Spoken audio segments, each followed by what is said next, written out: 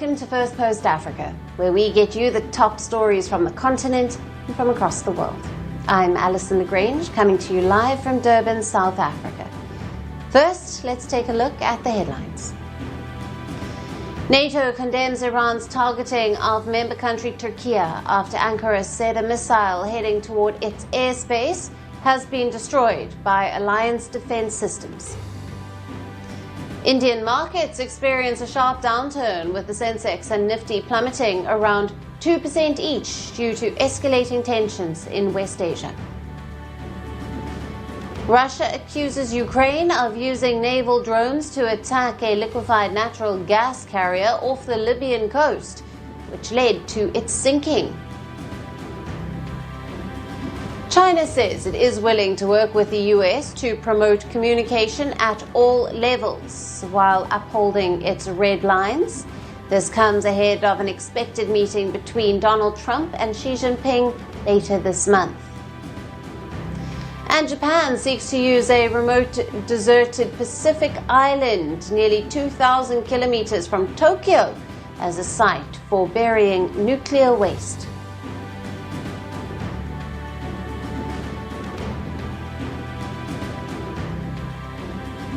Hello and welcome. Our top story is from Sudan. The country is reeling from a 3-year-long civil war. It has now alleged its neighbor Ethiopia of involvement in the deadly conflict. Now, this is the first time that Sudan's army-aligned government has directly accused Addis Ababa. Khartoum said that Ethiopia had allowed drones to be launched from its territory into Sudan in February and March.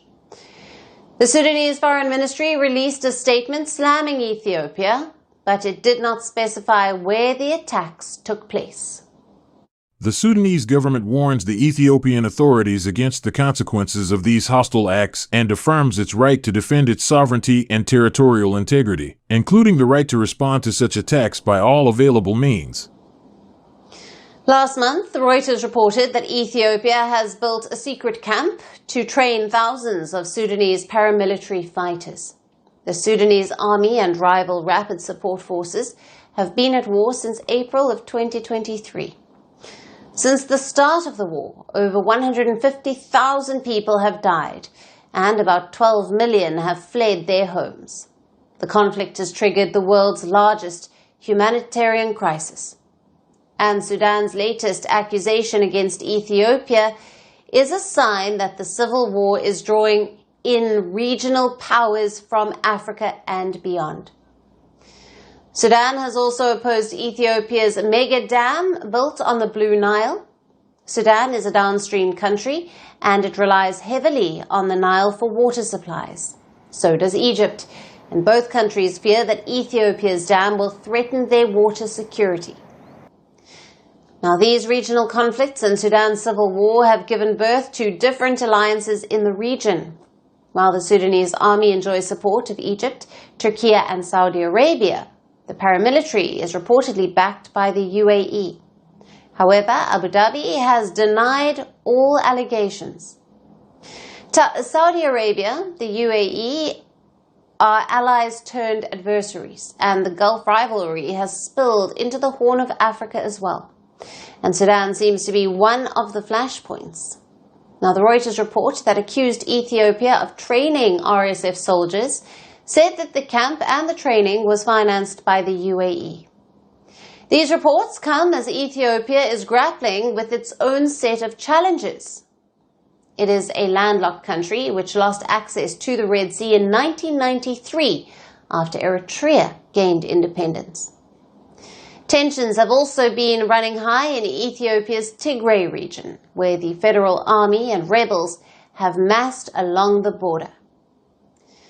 So now the question remains, amid all of this chaos, has Ethiopia entered the Sudan war in full force?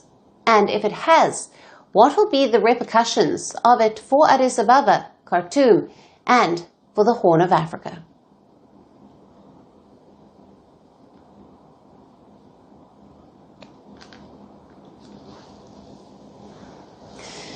And moving on to our next story, Ibrahim Traore took power, promising to crush terrorism in Burkina Faso. But this weekend, terrorists have killed his soldiers again. The attack exposes just how deep the crisis still runs, and it comes at a moment when West Africa says it is preparing a new plan to stop the violence. According to reports, the terrorists from JNIM, an al-Qaeda-linked group, attacked the Burkinabe town of Titao on February the 28th, and this is the same town where weeks earlier the Ghanaian tomato traders were reportedly caught in crossfire and killed. Burkinabe troops were reportedly digging defensive trenches around the town when the assault began. Reports say that more than 12 soldiers were killed in the attack. But the JNIM claims that the death toll is closer to 30. Burkina Faso has been battling terrorist groups linked to al-Qaeda and the Islamic State for more than a decade. And this is no longer just Ouagadougou's war. The Sahel seems to become the global epicenter of terrorism. The region now accounts for more than half of terrorism-related deaths worldwide. Burkina Faso ranks first on the Global Terrorism Index, with Mali and Niger also among the most affected states. And the violence is spreading south. Now, border regions in Benin, Togo, Ghana, and Ivory Coast are seeing rising cross-border attacks. Deaths linked to terrorist violence in parts of coastal West Africa have also reportedly surged sharply over the past year. And now coastal West Africa is increasingly nervous. And against this backdrop, West Africa is launching a new military force to combat the surge in terrorism. Over the weekend, leaders of the Economic Community of West African States, known as ECOWAS, met in Sierra Leone to finalize the details of the plan that has been discussed for years. 12 member states agreed to create a 2,000-strong counterterrorism force.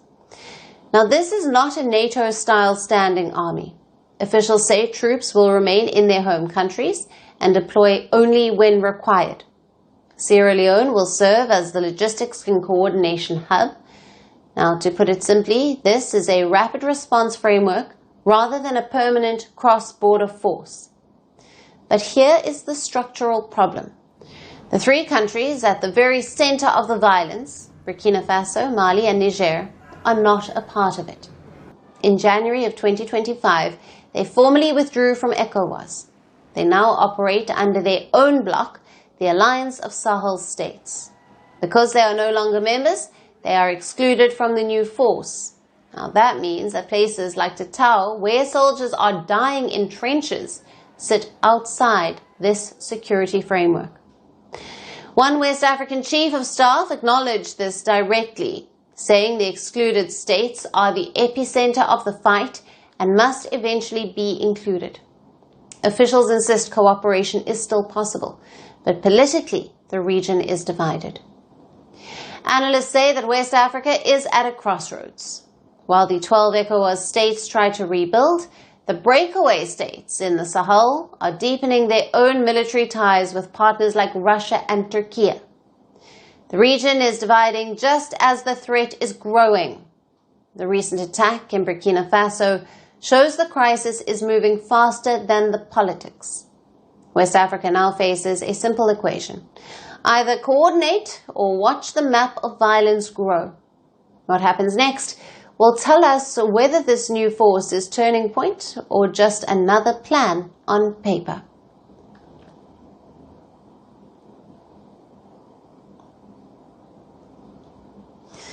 The war in West Asia is driving oil prices higher. In just 1 week, global crude prices jumped by 13%. For countries that import fuel, that is a warning sign. Tanzania, being one of them, is not waiting for the shock to hit. It is moving now to protect its economy. On Tuesday, President Samia Suluhu Hassan ordered officials to expand Tanzania's strategic fuel reserves. She made the announcement while laying the foundation stone for new petroleum storage tanks at the port of Dar es Salaam. The timing is not random. Conflict involving the United States, Israel, and Iran is threatening global oil supply routes. Tanzania depends on imported fuel shipped through these waters. If supply is disrupted, prices at home rise fast. The improvement of the National Strategic Petroleum Reserve is necessary to cushion our country against global crises and price hikes in the global market, as we are experiencing now. The ongoing crisis that started last week, and that we are continuing to see, has already triggered a 13% oil price hike. We are faithful that God will bring the warring parties to the table, so that we can all run our economies. The expansion project is worth nearly $265 million. Right now, it is 41% complete. When it finishes in early 2027, the port's oil handling capacity will double, rising from 6 million to 12 million metric tons per year. That means more fuel can be stored and released when needed. Simply put, bigger reserves give the government more control during a crisis. To get this done, Tanzania has reportedly partnered with a joint venture of major Chinese engineering firms. Analysts say that this move keeps China deeply embedded in East Africa's most strategic infrastructure. There is another problem with the government wanting to fix with this move.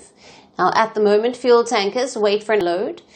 Each day a ship waits, it reportedly costs about $25,000 in extra fees. Now, those costs do not disappear. They are passed on to consumers at the pump.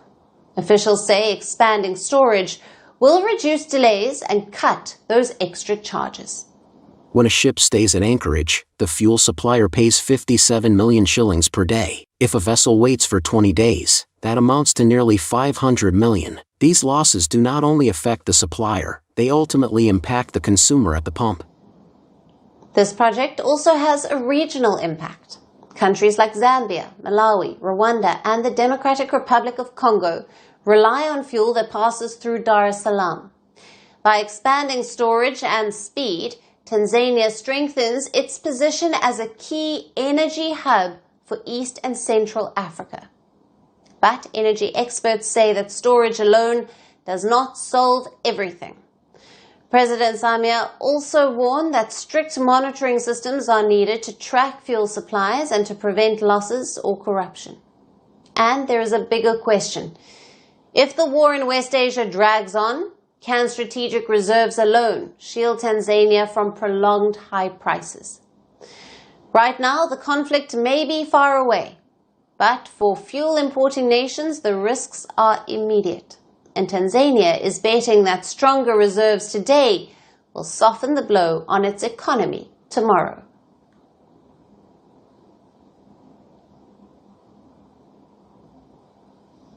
And our last story today is from Tunisia. The country is cracking down on corruption, and in the latest push, it has jailed its richest man to 20 years in prison. Now, his name is Mouran Mabrouk, and he is the son-in-law of the former President Zine El Abidine Ben Ali. Now, Mabrouk is part of an influential family with business interests in trade, banking, communications, and car dealerships. Now, he also controls a major supermarket chain, and he owns shares in Beard Bank, the French telecom operator, Orange, and a biscuit company. Now, back in 2011, a revolution toppled Ben Ali. Unlike many of his relatives, Mabrouk stayed in Tunisia after the uprising. After 2011, he allegedly received support from successive governments. Now, in late 2023, authorities detained Mabrouk as a part of a broader anti-corruption drive that was led by President Kais Saied. Prosecutors accuse him of money laundering, embezzling funds from state-owned companies, and securing illegal advantages through political connections, including during the tenure of former Prime Minister Youssef Chahed. Chahed was Tunisia's Prime Minister from 2016 to 2020. He too has been handed a prison sentence for lifting an asset freeze imposed on Mabrouk. Now, the ex-Prime Minister Chahed is currently in the US, and his sentence was issued in absentia. He has denied all allegations, calling them politically motivated. Several ex-cabinet ministers were also involved in the scandal. Along with Chahed, the former ministers of Foreign Affairs, Finance, Human Rights and Communication were also sentenced to 6 years in prison, with a fine of $800 million. These sentences come as Tunisian President Kais Saied vows zero tolerance for corruption. Since coming to power in 2019, Saied has sacked the government, dissolved the parliament, gave himself powers to rule and legislate by decree, and has seized control over the judiciary. Now, back in 2022, Saied created a committee to collect money from business owners allegedly involved in corruption. He said that the money would be used to reduce Tunisia's budget deficit. His target is to collect no less than $5 billion from corrupt business owners. However, to date, the committee has not shared any details of any amounts collected. On the surface, Saied's crackdown on corruption sounds ideal, but the lack of details and transparency casts doubts over the effectiveness of such anti-corruption drives. And that's it on the show for today. We will see you again tomorrow at the same time. Thank you for watching, and goodbye.